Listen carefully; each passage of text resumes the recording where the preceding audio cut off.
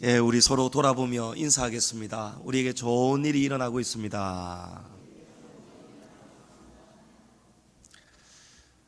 예, 요즘 우리 아이들이 학교에서 친구들끼리 수수께끼를 자꾸 주고받는가 봐요. 그래서 우리 아들 녀석이 이틀 전인지 저한테 아빠 한번 맞춰봐요 하고 문제를 냅니다. 어떤 문제를 내냐니까 자동차를 발로 차면 차가 어떻게 될까요? 라는 거예요. 여러분, 수수께끼입니다. 자동차를 발로 차면 어떻게 될까요? 저는 분명히 유치한 문제라는 걸 알고 있었어요. 초등학생이 내는 수수께끼가 수준이 다 안 그렇겠습니까? 그런데 이 답을, 수수께끼는 맞추기 어려운 게 수수께끼란 말이에요.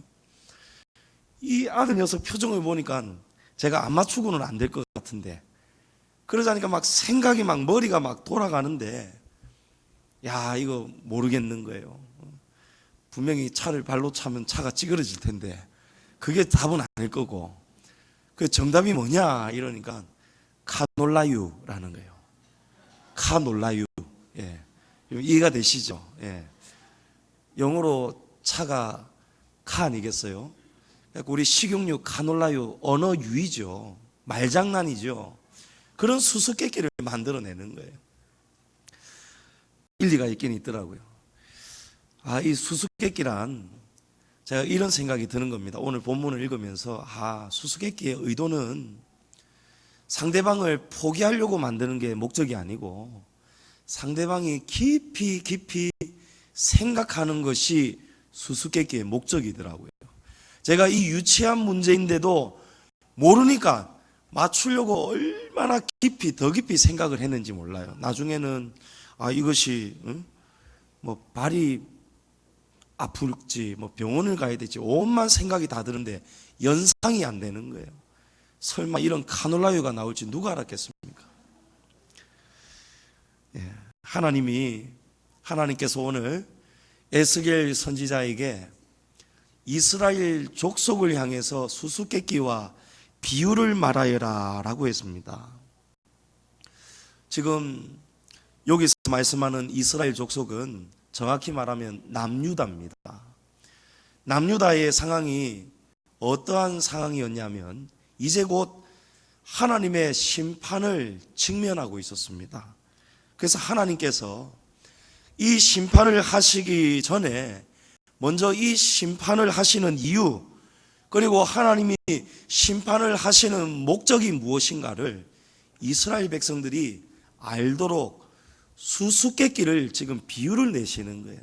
여러분, 수수께끼의 목적이 뭐라고 했죠? 깊이 생각하라는 거예요. 하나님이 왜 심판하시는가? 이 목적이 무엇인가를 깊이 생각하라는 거예요. 하나님의 섭리는 우리가 아무리 어떠한 생각을 깊이 하고 상상을 해도 하나님의 그 크고 깊고 넓으신 섭리는 우리 생각이 짧은 우리 인간의 머리로는 따라갈 수가 없습니다. 우리 묵상할 주제에 보면 원로 목사님 책 천상의 노래 고통에 속았다 중에서 고통은 무엇인가? 사람이 사람 되게 하는 절대적 신의 하나님의 처방이라는 것입니다. 여러분, 믿어지십니까? 그래서 하나님이, 우리는 이 심판을, 고난을, 고통을 끔찍히 싫어하는데 하나님이 수수께끼로 이 심판을 말씀하시는 거예요. 왜냐하면 사람이 깊이 생각하지 않고는 이 고난의 목적, 심판의 목적을 우리가 이해할 수가 없기 때문입니다. 지금 남유다는 하나님의 심판을 눈앞에 두고 있었습니다. 남유다가 심판을 받는 이유는 이 남유다가 하나님이 아닌 다른 신을 섬긴 죄악입니다. 심지어 가증한 우상을 위해서 이스라엘 족속들은 자기 자녀를 죽여서 그 피를 그 가정한 우상의 제단에 뿌리는 그런 죄악까지 저질렀던 것입니다. 에스겔서 16장 35절에는 하나님께서 남유다를 너 음녀야 라고 부르십니다. 음녀라고 부르십니다. 또 16장 38절에는 내가 또 간음하고 사람의 피를 흘리는 여인을 심판함 같이 너를 심판하여 진노의 피와 질투의 피를 내게 돌리겠다 말씀하셨어요. 여러분, 하나님이 남유다를 지금 심판하시는 이유는 지금 남유다가 음녀와 같은 짓을 하고 살았다는 것입니다. 그리고 간음한 여인처럼 많은 사람의 마음을 아프게 하였고 다치게 하였고 상처와 피를 흘리게 하였다는 거예요. 누구의 마음을 아프게 했죠? 하나님의 마음을 아프게 했다는 것입니다. 여러분, 하나님이 우리를 너무너무 사랑하십니다. 하나님이 우리를 얼마만큼 사랑하셨습니까? 독생자 예수님을 이 땅에 보내셔서 십자가에 죽게 하시기까지 우리를 사랑하셨지 않습니까? 하나님이 우리를 그만큼 사랑하시는데 우리가 하나님을 사랑하지 않고 다른 신을, 거짓된 우상을 사랑하고 섬길 때 여러분, 하나님의 마음이 얼마나 아프시겠느냐 말이에요. 우리 인간의 눈높이에서 하나님이 표현하시는 것입니다. 그것을 하나님은 질투하신다라고 표현하시는 거예요. 여러분, 하나님의 심판은 어느 날 갑자기 불현듯이 우리에게 찾아오는 것이 아닙니다. 하나님은 우리가 생각하는 것보다도 훨씬 더 인자하시고 긍휼이 많으신 분이십니다. 사실 유다는 진작에 벌써 망했어야 했습니다. 오랫동안 하나님이 참고 참으신 거예요. 이런 가증스러운 죄악들을 하나님이 이미 오랫동안 봐오셨던 것입니다. 그러나 하나님이 오랫동안 참으신 이유가 있습니다. 열왕기하 8장 19절에 여호와께서 그의 종 다윗을 위하여 유다 멸하기를 즐겨하지 아니하셨으니 이는 그와 그의 자손에게 항상 등불이 되어 주시겠다고 약속하셨기 때문이다 말씀합니다. 여러분, 우리 하나님은 참으로 미쁘신 언약을 지키시는 분입니다. 미쁘다는 말씀은 과연 믿을 만하다, 듬직하다 이런 뜻이에요. 여러분, 하나님은 인생이 아니시기 때문에 거짓말을 하지 않으신다고 말씀하셨습니다. 하나님의 말씀은요, 그대로 이루어집니다.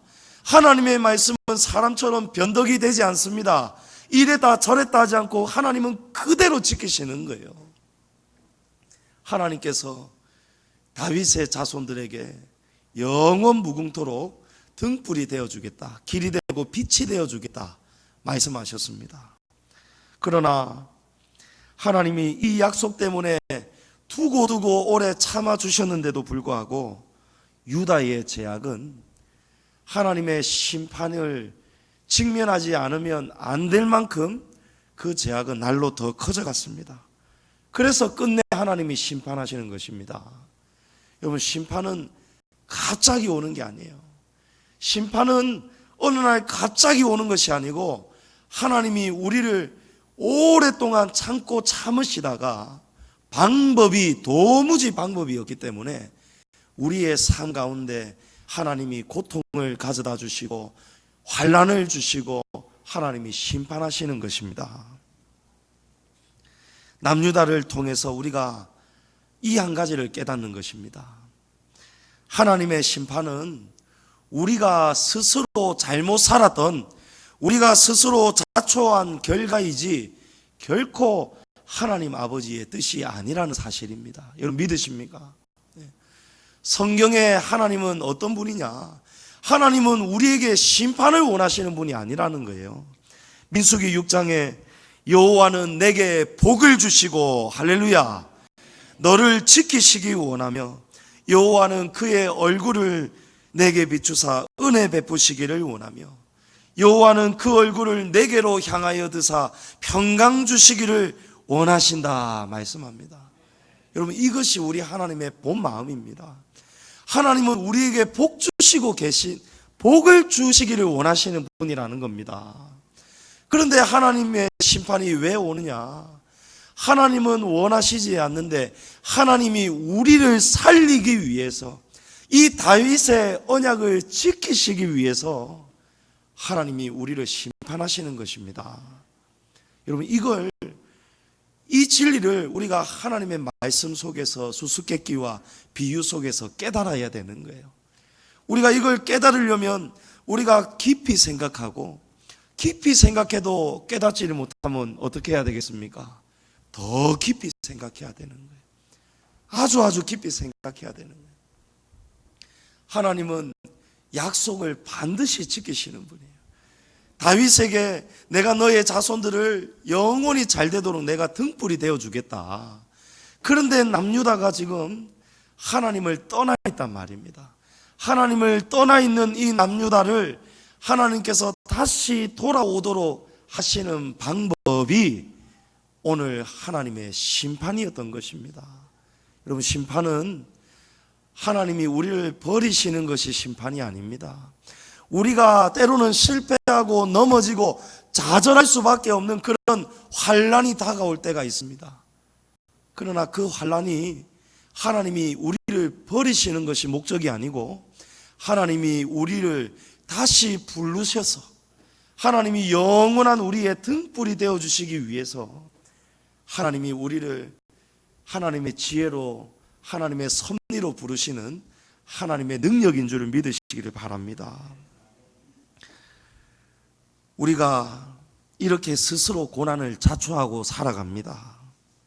하지만 그럼에도 불구하고 여러분, 이 땅에서 우리가 하나님으로부터 받는 징계와 심판을 우리가 경험하고 지나갈 때 우리는 참으로 하나님 앞에 감사할 수 있어야 됩니다.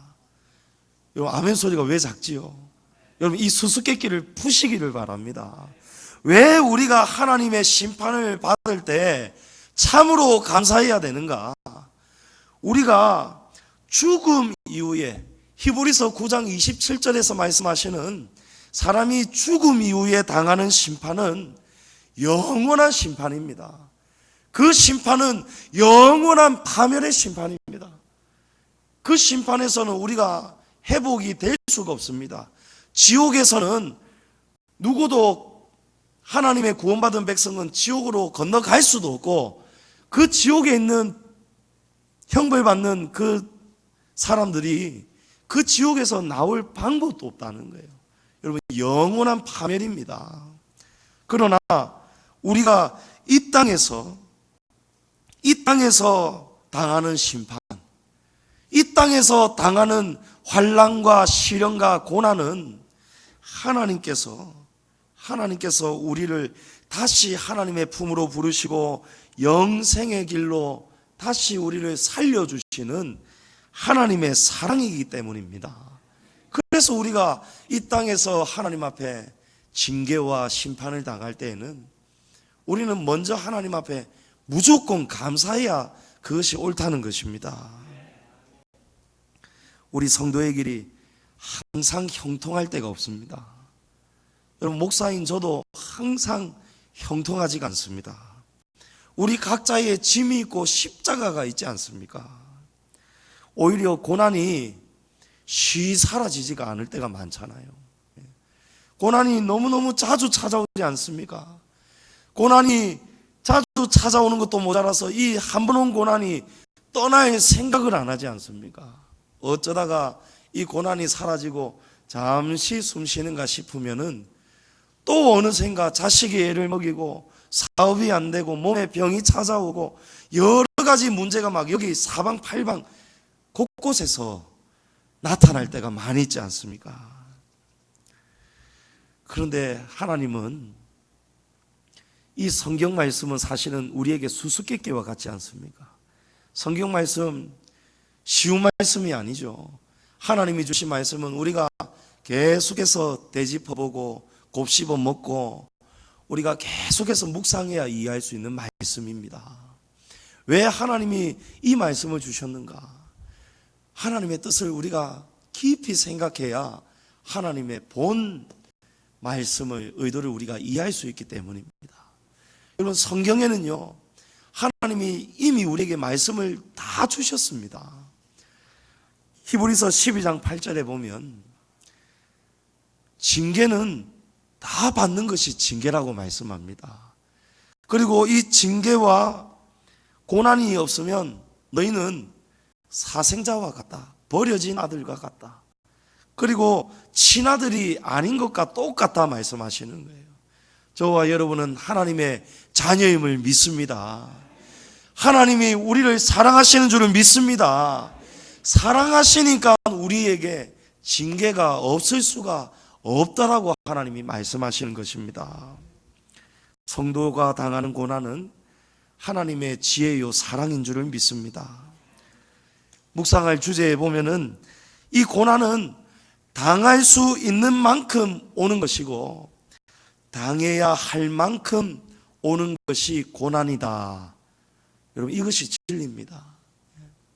우리가 당할 수 있는 만큼 하나님은 고난으로 우리를 밀어 넣으십니다.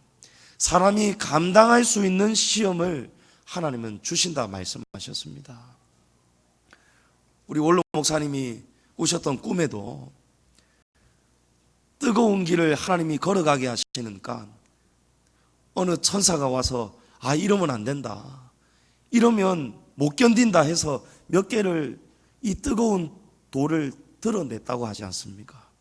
여러분, 이것이 심판 가운데 역사하시는 하나님의 사랑입니다. 하나님은 우리 각자에게 당할 수 있을 만큼 하나님은 고난을 보내시는 거예요. 그리고 우리가 당해야 할 만큼 고난이 반드시 찾아옵니다. 여러분, 이거 잘 들으셔야 됩니다. 그런데 문제는 우리가 이 징계와 고난을 당할 때 하나님의 이 수수께끼를 깨닫지를 못하는 겁니다. 나에게 고난이 왜 오는지를 우리가 깨닫지는 못하는 거예요. 그리고 깨닫지는 못하고 무조건 이 고난에서 어떻게 하면 벗어날 수 있을까? 어떻게 하면 내가 지금 이 발등에 떨어진 불을 피할 수 있을까? 여기에 우리의 모든 관심이 집중되는 거예요. 여러분, 이것은 당장에 수술을 받아야 되는 환자가, 수술을 받아야 사는 환자가 수술이 아프다고 겁난다고 무섭다고 수술대 위에서 벌떡 일어나서 도망치는 것하고 똑같습니다. 여러분, 이렇게 살면 우리의 육신은 잠시 숨은 쉴 수 있을지 몰라도 그것도 아닙니다. 하나님 앞에서 도망칠 수 있는 인생이 아무도 없습니다. 그럼 여기서 우리가 도망치면 안 돼요. 오늘 에스겔 선지자를 통해서 하나님은 남유다의 심판을 예언하시는데, 여러분, 이 목적이 어디에 있습니까? 사랑이고 하나님의 은혜라고 말씀하십니다. 큰 수술일수록 여러분 그냥 수술 안 하죠. 의사가 의료진들을 모아서 수술의 계획을 세웁니다. 오늘 하나님이 남유다를 살리기 위해서 남유다를 어떻게 수술할 것인가를 하나님이 계획을 발표하시는 거예요. 하나님은 그 수술의 도구로 바벨론을 사용하신다 말씀합니다. 3절에 보면 색깔이 화려하고 날개가 크고 깃이 길고 털이 숱한 큰 독수리 한 마리가 나오죠. 이 독수리가 레바논에 가서 백향목의 높은 가지를 꺾어 가지고 장사하는 땅으로 가져갔습니다. 여러분, 여기에 큰 독수리가 바로 바벨론의 왕, 당시의 느부갓네살 왕을 의미합니다. 여러분, 이것이 하나님의 수수께끼고 비유입니다. 그리고 이 레바논에 있는 백향목의 높은 가지는 남유다의 왕 여호야긴을 의미하는 거예요. 그러니까 이제 몇 해가 지나지 않아서 바벨론의 왕 느부갓네살 왕이 큰 군대를 이끌고 쳐들어와 가지고 남유다를 점령한 다음에 남유다의 왕 여호야긴 왕을 사로잡아 간다는 말씀입니다. 이 예언은 실제로 몇 년이 지나지 않아서 그대로 이루어졌습니다. 주전 597년도에 바벨론 느부갓네살 왕이 유다를 침공하였고 유다 왕 여호야긴과 또 1만 명이 넘는 포로를 사로잡아 갔습니다. 여기에는 오늘 예언을 하고 있는 에스겔 선지자도 포로로 잡혀가 버렸습니다. 성도 여러분, 하나님의 말씀은 그대로 이루어집니다. 하나님의 성경 말씀은 글자가 아닙니다.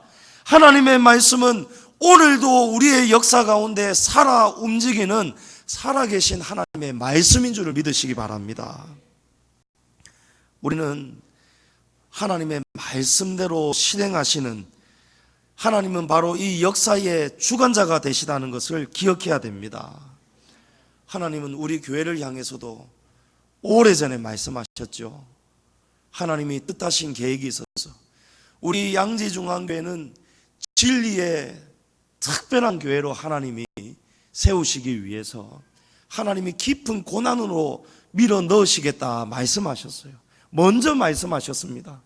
그래서 우리 양지중앙교회가 참으로 많이 부흥이 되어 있었는데도 하나님은 이 일을 위해서 성도 3분의 1을 다 내보낼 것이다 말씀하셨어요. 여러분, 그 말씀대로 되었지요. 우리는 참으로 난감해하였고 어려운 고난을 당하였지만 여러분, 이것이 하나님의 다 수술 계획이었습니다. 그래서 하나님의 말씀은 그대로 진행이 되는 것입니다.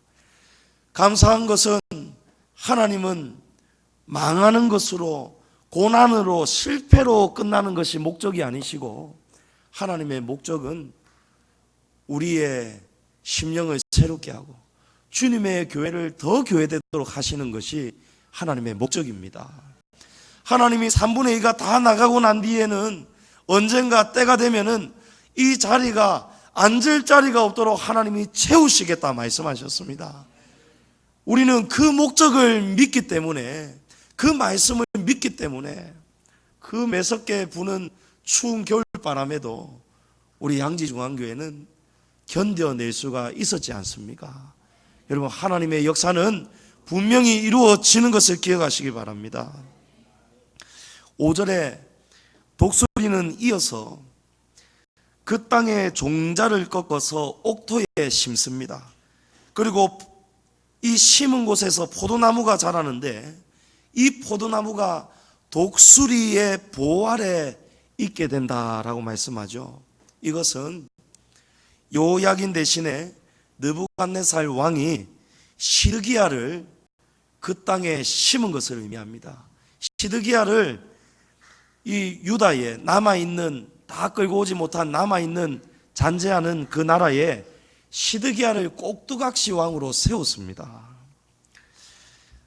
우리가 읽지는 않았지만 11절부터 21절에 이어지는 본문에 보면은 이 비유에 대한, 수수께끼에 대한 해석이 나옵니다. 하나님이 왜 이런 일을 행하시는가? 하나님이 왜 이런 심판을 주시는가? 14절을 보십시오. 이는 나라를 낮추어 스스로 서지 못하고 그 언약을 지켜야 능히 서게 하려 하였음이라 말씀합니다. 여러분, 하나님이 바벨론을 들어서서 수술하시는 이유, 그 이유가 무엇입니까? 바벨론을 통해서 유다를 낮추시고, 그리고 바벨론의 지배 아래에 있는 것을 독수리의 보호 아래에 있는 것이다 라고 하나님이 이 비유를 해석하여 주시는 것입니다. 장차 유다가 당할 징계와 고난의 시간이 하나님이 보시기에는, 하나님은 이렇게 말씀하시는 거예요. 그 시간이 남유다가 바벨론 포로로 끌려가서 바벨론 아래에 있는 바로 그 시간이 하나님의 보호 아래에 있는 시간이다. 하나님이 이렇게 말씀하시는 것입니다. 우리는 고난을 고통이라 생각하지 않습니까? 그런데 하나님은 이 고난이야말로 하나님의 사랑이요 보호라고 말씀을 합니다. 우리 다 좀 고개를 힘이 없으시더라도 고개를 딱 드십시오. 설교자의 눈을 바라봐야 됩니다. 여러분, 사람으로 들으시면 안 된다고 말씀드렸죠. 여러분, 이 말씀을 들어야 삽니다. 인생은 고난이 와야 자기 자신을 돌아보게 됩니다. 여러분, 고난이 없으면요, 사람이 되지가 않는다고 말씀하지 않습니까? 하나님의 택한 백성은요, 하나님을 믿지 않고 살다가도 고난 때문에 하나님께로 돌아오는 경우가 얼마나 많이 있습니까? 여러분, 이것이 하나님의 지혜입니다.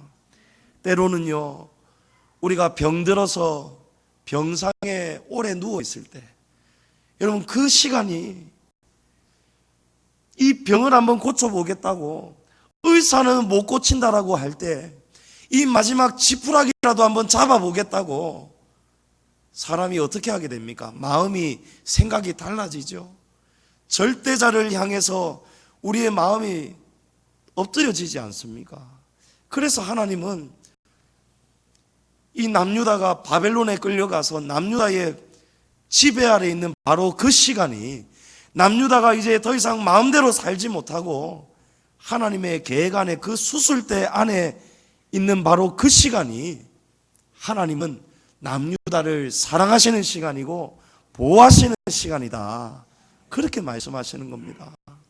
여러분, 실제로 제 아버지도, 우리 집안은 하나님하고 전혀 상관이 없는 집안인데, 하나님을 모르면서도 하나님을 그렇게 미워하던 집안이었고, 교회를 알지도 못하면서도 교회 십자가 보면은 불쾌해했던, 그것이 바로 우리 집안이었고 제 아버지셨는데, 잘 나가던 은행가가 심장에 죽을 병이 생기니까 지푸라기라도 한번 잡아보려고 하니까 하나님 앞에 나아오게 되더라고요.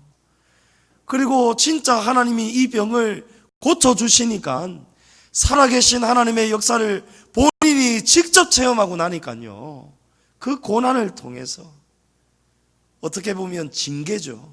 하나님을 거부하고 믿지 않았던 결과로 받는 심판 아니겠습니까? 그런데 그 병이, 그 심판이, 그 징계가 하나님께로 나아올 수 있도록 만드시는 하나님의 지혜였고 섭리였고 사랑이었다는 것입니다. 그래서 하나님이 예레미야 선지자를 통해서 이 말씀을 주시는 거예요. 해답을 주시는 거예요. 예레미야서 29장 11절에 너희를 향한 나의 생각을 내가 아나니 평안이요 재앙이 아니니라, 너희를 위해서 미래와 희망을 주는 것이다, 그렇게 말씀합니다. 여러분, 우리 뜻대로 삶이 안 되죠. 우리 각자의 지금 무거운 머리에 이고 있는 짐이 있지 않습니까? 사업이 마음대로 풀리지 않고, 우리 육체의 건강이 마음대로 되지가 않고, 가정이 마음대로 되지가 않고, 가슴에 막 숨이 턱턱 막히는, 여러분, 그 무거운 짐, 여러분, 그 짐이 왜 왔을까요? 여러분, 이 수수께끼에 대한 해답을 여러분이 푸셔야 됩니다. 여러분, 왜 왔습니까? 하나님이 우리를 수술하시기 위해서 온 줄을 믿으시기 바랍니다. 하나님이 우리를 미워해서가 아니고 평안이고 재앙이 아니라는 거예요. 미래와 희망을 주시는 것이 목적이라는 것입니다. 시편 137편에 바벨론의 포로로 끌려왔던 남유다 백성이 탄식하는 노래가 있습니다. 이들이 뭐라고 하냐니까, 우리가 바벨론의 여러 강변에 거기에 앉아서 시온을 기억하며 울었도다라는 거예요. 여러분, 고난이 와야 사람이 웁니다. 고난이 와야 시온을 그리워하고 웁니다. 시온은 바로 예루살렘 성전이 있는 그곳, 우리 하나님이 거주하시는 성을 말씀합니다. 바벨론에 고난을 당하니까요, 그때 비로소 이 남유다 백성들이 하나님을 예배하던 그 시절을 그리워하는 거예요. 여러분, 하나님께로 돌아가면 됩니다. 하나님께로, 하나님의 형상으로 우리가 회복되면 됩니다. 수술은 간단한 수술도 있지만 꽤 오랜 시간, 10시간이 넘도록 걸리는 큰 수술도 있습니다. 수술은 아픕니다. 두렵습니다. 무섭습니다. 그런데 우리가 살기 위해서 알면서도 그런 수술을 우리가 받지 않습니까? 수술 동의서에 사인하지 않습니까? 마취가 잘못되면 죽을 수도 있습니다. 후유증이 있을 수도 있습니다. 이런 끔찍한 소리를 듣는데도 우리가 서명하지 않습니까? 여러분, 큰 수술일수록 수술비는 또 얼마나 비쌉니까? 그런데 우리가 빚을 내서라도 살기 위해서 그 수술을 받지 않습니까? 수술대 위로 우리가 스스로 올라가지 않습니까? 여러분, 맞죠? 그러면 우리가 이 수수께끼에 대한 답을 이미 알고 있다는 것입니다. 여러분, 남유다의 심판의 목적이 어디에 있다고 했습니까? 하나님이 남유다의 죄악을 지금 수술하시겠다는 거예요. 하나님의 목적은 재앙이 아니고 평안이다라고 말씀했습니다. 민수기 6장 말씀에 하나님은 우리에게 복 주시기를 원하신다는 것입니다. 여러분에게 복 주시기를 원하시는 것이 하나님의 본래의 마음이라는 거예요. 여러분, 우리가 신기하고 아주 귀한 그런 음식을 만들었을 때 우리가 아무 그릇에나 안 담지요. 귀한 음식일수록 그 품격에 걸맞는 그릇에다가 담지 않습니까? 그런데 이 그릇에 담으려고, 이 복을 담으려고 하나님이 주시려고 원하시는데 이 그릇이 지금 더러운 거예요. 여러분, 밥그릇에 식사하고 바로 좀 설거지가 안 될 때에는 물이라도 좀 담아놔야 되잖아요. 그래야 이 밥풀떼기가 딱딱하게 굳어가지고 아무리 문질러도 안 지워질 만큼 그렇게 딱딱해지지가 않잖아요. 불려놔야 되잖아요. 근데 이 그릇이 막 이렇게 더러워지고 딱딱한 것들이 덕지덕지 붙어 있어요. 그러면 어떻게 해야 됩니까? 여러분, 단단하면 단단할수록 더 강한 도구가 필요하죠. 헝겊수세미 가지고 안 지워지면은 나중에는 철수세미를 가지고 문질러야 되지 않겠습니까? 그래도 안 없어지면 아주 뜨거운 물에 불려야 되지 않겠습니까? 여러분, 이게 바로 하나님의 심판입니다. 하나님의 심판은 우리를 버리시는 것이 목적이 아니고 우리를 깨끗한 그릇으로 다시 수술하시고 설거지하시고 깨끗하게 하신 다음에, 그런 다음에 하나님이 다윗에게 약속하신 그 등불, 그 복을 주시는 것이 하나님의 목적이라는 거예요. 그런데 인생들이, 남유다가 어리석습니다. 저와 여러분이 어리석은 거예요. 그래서 이 수술대 위에서 우리가 자꾸 도망가는 거예요. 하나님의 의도를 모르고 하나님의 수수께끼를 우리가 풀지를 못하고, 풀었는데도, 알면서도, 들었는데도 자꾸 딴 길로 간단 말이에요. 7절 말씀해 보십시오. 7절 말씀부터는 또 다른 두 번째 독수리가 등장합니다. 처음 큰 독수리 아래에 있던 포도나무가 지금 다른 마음을 품기 시작하는 거예요. 다른 큰 독수리를 향해서 뿌리를 뻗고 가지를 뻗어가지 않습니까? 여러분, 이것은 바벨론 왕이 세워놓았던, 요야긴 대신에 세워놓았던 시드기야 왕이 바벨론을 배신하고 애굽의 왕을 의지하고 애굽의 도움을 받아서 바벨론으로부터 벗어나려는 시도를 말하고 있습니다. 실제로 시드기야가 애굽 왕을 찾아가서 애굽의 도움을 받습니다. 바빌론의 그늘에서 벗어나려고 합니다. 그런데 그때 이미 에스겔은 붙잡혀 가고 난 다음에 남아있던 선지자가 누굽니까? 예레미야죠. 예레미야 선지자가 이 시드기야 왕이 국제회의를 열고 있을 때에 갑자기 나타나죠. 목에 멍에를 메고 나타나고 한 손에는 측량줄을 들고 나타났습니다. 여러분, 측량줄의 의미는 뭐라고 했습니까? 하나님의 계산은 이미 측량은 끝이 났다는 거예요. 피할 수가 없다는 거예요. 바벨론에서 70년 동안 심판을 받고 나면은 70년이 지나면은 하나님이 회복시켜 주신다는 거예요. 이게 청량줄입니다. 그래서 시드기야 왕이요, 이 큰 독수리 바벨론 아래에서 도망칠 생각을 하지 말라는 거예요. 이 바벨론의 멍에를 기꺼이 매라는 것입니다. 그래야 남유다가 완전히 망하는 것이 아니고 남유다가 산다는 것입니다. 그것이 독수리 아래에 있는 보라고 지금 하나님이 이미 에스겔 선지자를 통해서 지금 말씀해 주셨지 않습니까? 때로는 우리가 하나님이 보내시는 이 고난에서 이 고난을 우리가 다른 방법, 이 방법 찾고 사람 찾아다니는 것이 방법이 아니라는 거예요. 그 속에서 그 하나님 심판 앞에서 우리가 잠잠해야 우리가 산다는 것입니다. 그러나 시드기야는 예레미야 선지자의 말을 듣지 않았습니다.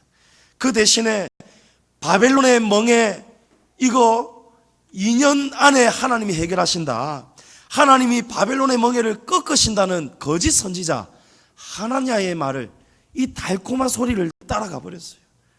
여러분, 상큼하고 달콤한 인생을 따라가면 안 됩니다. 우리 인생은 여기는 광야입니다. 광야는 훈련받는 곳입니다. 여기서 우리가 하나님의 형상을 따라가야 되는 곳입니다. 존재가 되지도 않았는데 그릇이 지금 밥풀떼기가, 딱딱한 밥풀떼기가 지금 붙어 있는데 우리가 어떻게 우리 자신의 그릇에 하나님의 복을 받을 수가 있겠느냐 말이에요. 그래서 하나님이 지금 우리를 날마다 수술합니다.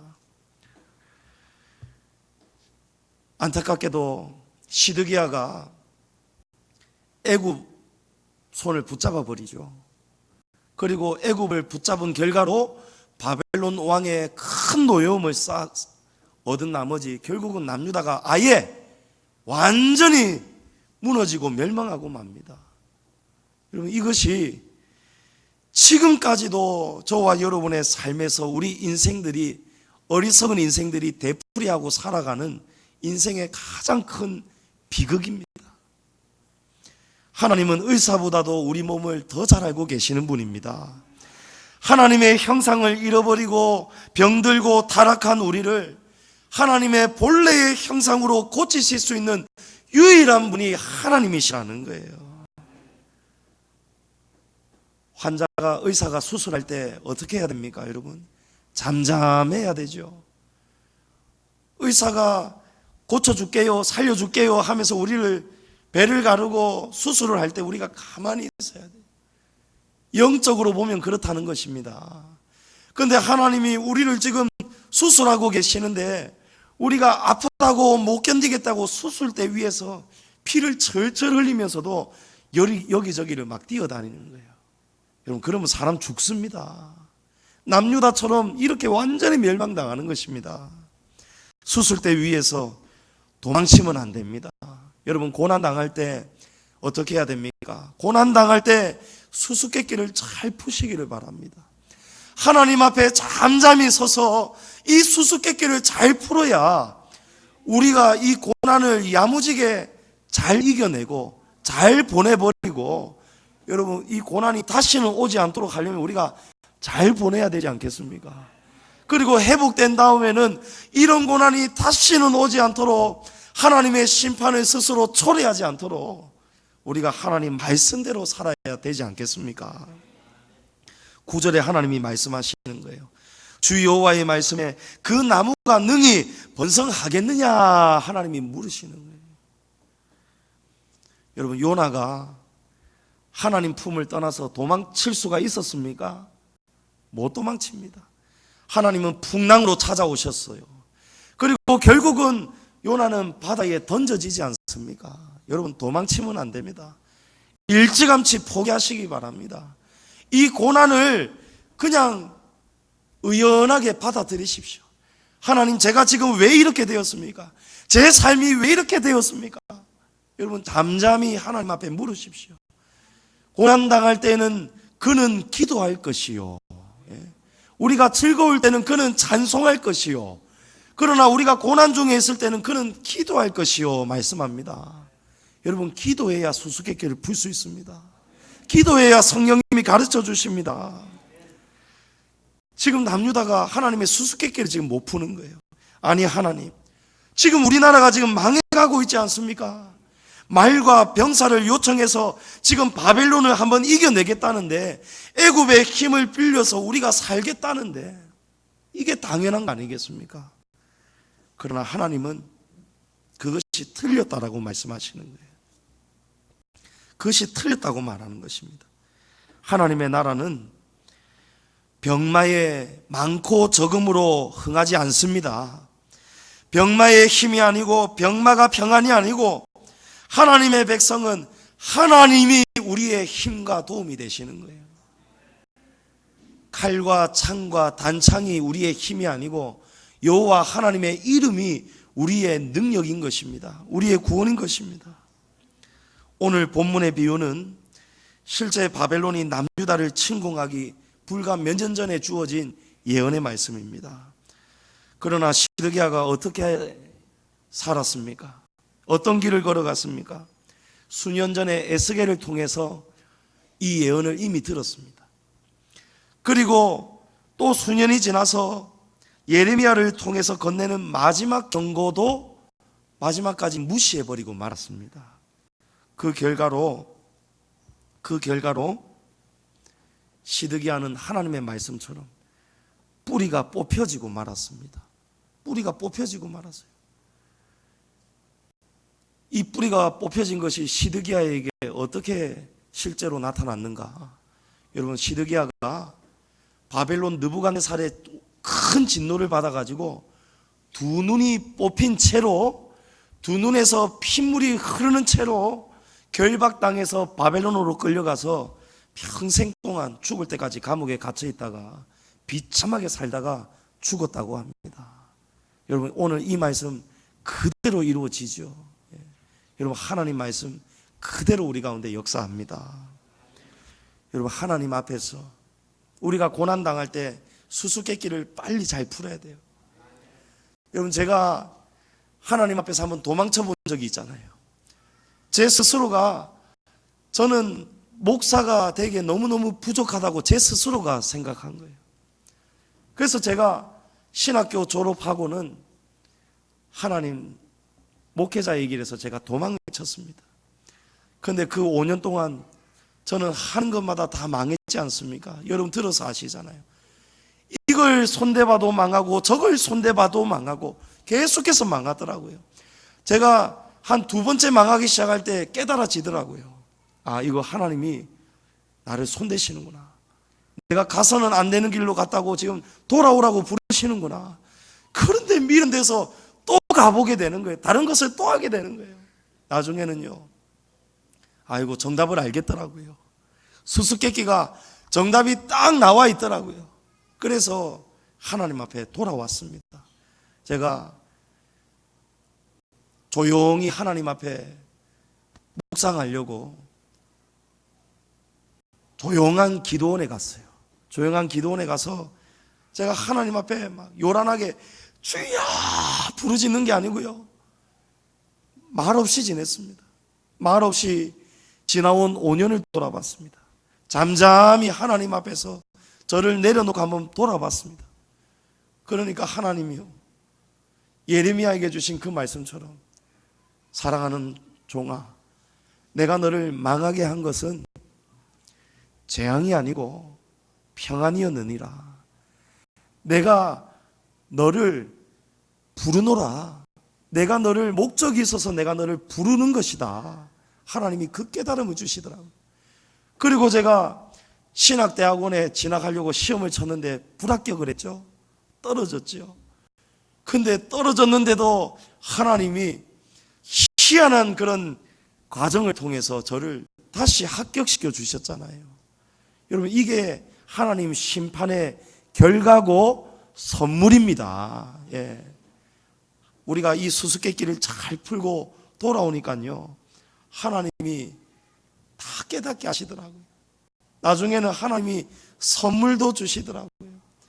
하는 것마다 안 되던 인생이 하나님의 수수께끼를 풀고 돌아오고 나니까요, 하는 것마다 하나님이 형통하게 하시더란 말입니다.